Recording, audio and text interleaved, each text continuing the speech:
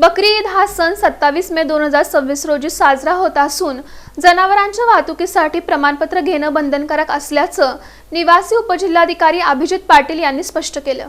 बकरी ईद हा सण 27 मे रोजी साजरा होत असून 27 ते 29 मे या कालावधीत जिल्ह्यात मोठ्या प्रमाणावर जनावरांची खरेदी विक्री होणार आहे।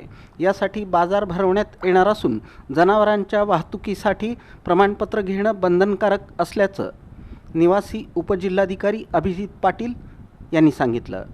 जिल्हाधिकारी कार्यालयाच्या सभागृहात आयोजित बकरी ईद 2026 निमित्त महाराष्ट्र प्राणी रक्षण कायदा 1976 आणि महाराष्ट्र प्राणी रक्षण सुधारणा कायदा 1995च्या अंमलबजावणीच्या अनुषंगानं घेण्यात आलेल्या आढावा बैठकीत निवासी उपजिल्हाधिकारी अभिजित पाटील मार्गदर्शन करत होते।